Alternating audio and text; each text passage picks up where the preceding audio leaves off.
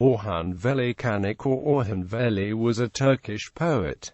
Kanık is one of the founders of the Garip Movement together with Oktay, Rıfat and Melih, Cevdet.Aiming to fundamentally transform traditional form in Turkish poetry. He introduced colloquialisms into the poetic language. Besides his poetry, Kanık crammed an impressive volume of works including essays, articles and translations into 36 short years. Orhan Veli shunned everything old in order to be able to bring about a new taste, refusing to use syllable and arrows meters. He professed to regarding the rhyme primitive literary rhetoric techniques such as metaphor, simile, hyperbole unnecessary, set out to do away with all tradition, everything that bygone literatures taught. Although this desire of Kanık limits the technical possibilities in his poetry, the poet broke new grounds for himself with the themes and personalities he covered and the vocabulary he employed. He brought the poetic language closer to the spoken language by adopting a plain phraseology. In 1941, his poems embodying these ideas were published in a poetry volume named Garip, released jointly with his friends Oktay, Rıfat and Melih Cevdet, which led to the emergence of the Garip movement. This movement had a huge influence, especially between the years 1945 to 1950 on Republican-era Turkish verse. The Garip poetry is accepted as a touchstone in Turkish verse for its both destructive and constructive effects. At first Kanık mostly was found peculiar. He was criticized harshly, and heaped upon much opprobrium because of the innovations he introduced to poetry. Although Orhan Veli's tradition transgressing works were first received with amusement and dismay, and were subject to derision and contempt later, they have always aroused interest. This interest, however, eventually led to an increase in understanding of, and affection and admiration for the poet. Said Fakerbasiyanik called attention to this aspect of Orhan Veli's public standing, identifying him as a poet who was much scrutinized, at times mocked, at times embraced, then again rejected, to be once again acclaimed, who achieved both great fame and notoriety in his time. Although he stands out with his Garip period poems, Orhan Veli had eschewed writing poetry of a single type.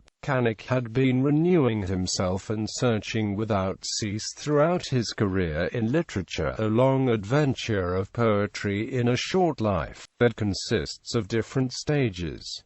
Oktay Rıfat has explained this by saying, Orhan lived in his very short lifetime an adventure in poetry equal to a few generations of French poets. Turkish poetry became head-to-head with European poetry thanks to his pen, and a transformation which several generations back-to-back could maybe achieve, he completed in a few years.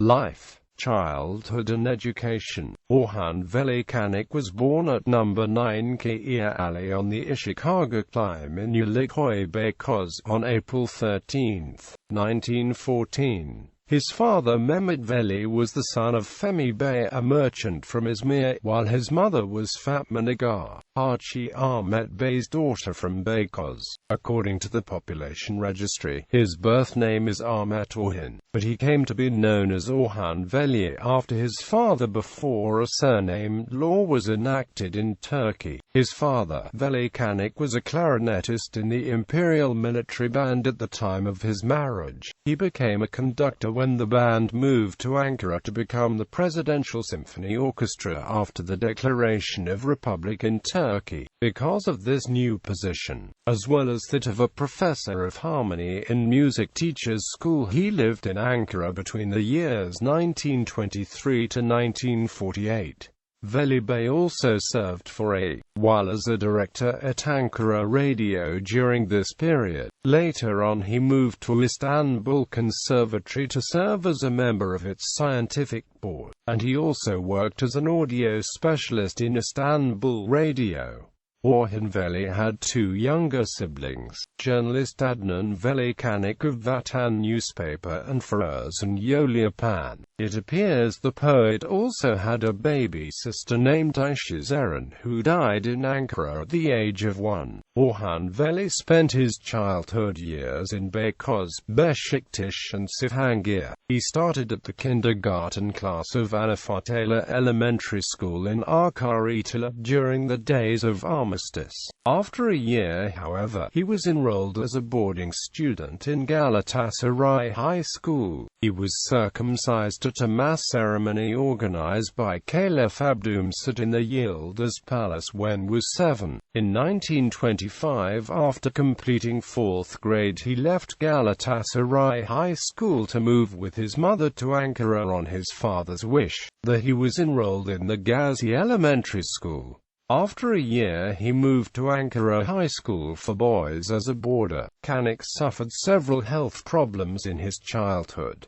At 5 he was badly burnt and had to receive treatment for a prolonged period. He contracted measles at 9 and scarlet fever when he was 17 years old.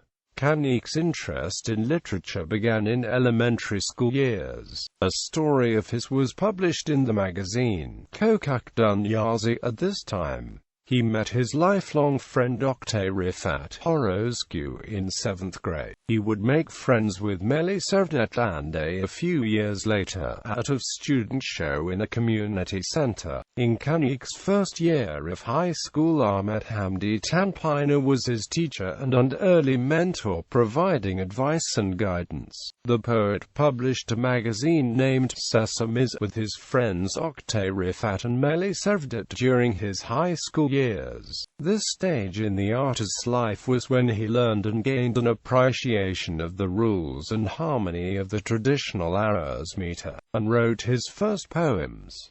He also exhibited an interest in theatre while in high school. He had parts in several public performances, in the play Aktakin, starring Rafet Riza, as Ustad Sani in Ahmet Vefik Pas's Molière adaptation Zornikar, staged by Ercüment Bezatlav in the Ankara Community Centre, and as the father in Morris Maeterlinck's Monavana. Kanık would keep up his involvement in theatre in later years as a translator, translating many plays into Turkish. The poet graduated from high school in 1932. He was enrolled in the philosophy chair of Istanbul University's Department of Literature. In 1933, he was elected the president of the Department of Literature Students' Association. He dropped out of the university in 1935 without obtaining his degree. He continued with his teacher's assistant position at the Galatasaray High School for another year after dropping out of college. Later life and literary career. Kanık moved to Ankara and was hired at Telegraph Department International Orders Bureau of the PTT, the Turkish National Mail and Telegraph Service. He got together with his old friend Oktay Rıfat and Melih, and the trio began writing poetry in a similar style. In 1936, Orhan Veli's poems, or Istis, Ababul Eldorado, Du and Seleramin Basakunda, were published in the Varlık magazine upon Nahid Siriorik's suggestion. In the magazine, Orhan Veli and his friends were introduced with these words: Varlık is boosting its cadre of poets with new and powerful young pens. Orhan Veli, whose 4 poems you may read below, manifests a mature art even though he has never been published before. In our future issues he will bespeak better the new breath he and his friends Oktay Rıfat, Melih and Mehmet Ali Sel are bringing to our poetry. These first poems were followed by others, some of which were published under the alias Mehmet Ali Sel. Between 1936 and 1942, his poetry and essays were published in the magazines İnsan Ses, Gençlik, Kulak,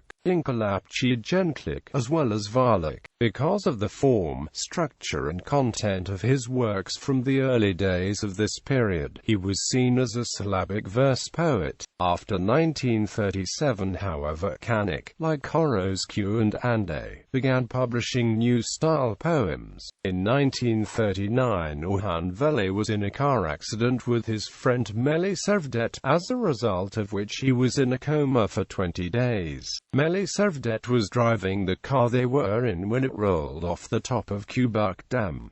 In May 1942, the Garip collection was published. This volume included 24 poems from Orhan Veli, along with 16 by Melih and 20 by Oktay Rıfat. Orhan Veli had also penned the sensational introduction of the volume. Garip marks the beginning of the Garip movement, also known as the Birinci Yeni. Kanık, Orhan and Ande were adopting a radical stance, rejecting both the syllabist tradition and Ahmet Asim's poetry that preceded them, and Nazım Hikmet's social realist verse. The poetry and the introduction of the Garip volume caused controversy in the Turkish literary world. A specific line by Orhan Veli became a focus of dispute. Yazık oldu Süleyman Efendi'ye. Some denounced it, and there were also some charges of plagiarism. Yet on the other hand, a number of critics found it to be one of the most eloquently written lines in Turkish. All the surrounding debate popularized the line to the point that, according to Nurullah Atac, it was in all the ferries, trams, coffee houses, indeed becoming an idiomatic expression. Another line by the poet that has been at least as popular in daily language is Bırakırsız İntibalik olsam, which Orhan Veli had written specifically to satirize Ahmet Asim's famous line, "Golabu Dembırkamis olsam." He left PTT in 1942 for his mandatory military service. He served until 1945 in Kavakoy in Gallipoli. During this time only 6 poems of his were published. He was discharged in 1945 as a lieutenant and started working in the translations department of the Ministry of Education. His translations from French were published in the Classics series of the ministry. He published a volume of poetry titled Vazgeçmeyeceğim in February 1945, and a second edition of Garip containing only his poetry in April. These were followed by Destan Gibi in 1946 and Yenisi in 1947. With the departure of Hasan Ali Yücel as the Minister of Education following the 1946 elections, the translations office he had founded lost its prominence in the ministry. Kanık resigned shortly after. In later years he would point to the discomfort of the oppressive atmosphere that had taken over the ministry, with the incoming minister Rıfat Şemsettin as the reason for his resignation. He started writing essays and reviews in the newspapers Her and Zincirli Hürriyet, published by Mehmet Ali Aybar. In 1948 he translated La Fontaine's tales into Turkish and published his Yolcu Notları in the Ulus newspaper. Gatherings with friends such as Bedri Rami Ayuboglu, Abedin Dino, Necati Kamali, Sabahattin Ayuboglu, Oktay Rıfat and Melih, who had all found themselves in a similar situation after the changes in the Ministry of Education, led to the idea of bringing out a new magazine together at the end of 1948. Financially supported by Mehmet Dikirdim, the literary magazine Yaprak was a bi-weekly. Orhan Veli was the publisher and the editor-in-chief, which got him deeply involved with the financial health of the publication, at one point even causing him to sell his coat to cover costs. He had to sell the paintings given to him as gifts by Abedin Dino to pay for bringing out the very last issue. Yaprak's first issue came out on January 1, 1949, and it was continued for 28 issues in total until June 1950. bringing to public works by many writers and poets including Kahit Sidki Tarashi, Said Fakabasi Yanik, Faisal Husnu Daglika, Kahit Kulabi. In Yaprak, Orhan Veli's intellectual and opinion leader aspects besides his position as a poet also came to light. He opinionated on the upcoming elections in the magazine. Socially conscious poetry by Oktay, Rıfat and Melih Cevdet were published. In the same time period, Orhan Veli, Oktay, Rıfat and Melih Cevdet campaigned for Nazim Hikmet's release from prison, holding a 3-day hunger strike. During 1949, Orhan Veli adapted Nasreddin Hoca tales into verse, published his last volume of poetry, Kasi, and co-translated Charles Lamb adaptations of Shakespeare's Hamlet and The Merchant of Venice into Turkish with Sabur Erdeniz. Death after Yaprak was shuttered, Kanık moved back to Istanbul. He was visiting Ankara for a couple of weeks when on November 10, 1950 he fell down a hole in the street dug by the municipality works. Hurt seemingly lightly, he returned to Istanbul 2 days later. On November 14, he felt sick while having lunch at a friend's house and was hospitalized. He was misdiagnosed and treated for alcohol poisoning, slipping into a coma at 20 o'clock the same evening. He died of a brain aneurysm at 23.30 in Serapase Hospital. Works: Garip, The Vajsmedijim, Distan Gibi, Yenisi, Kasi, Collected Poems, Translations.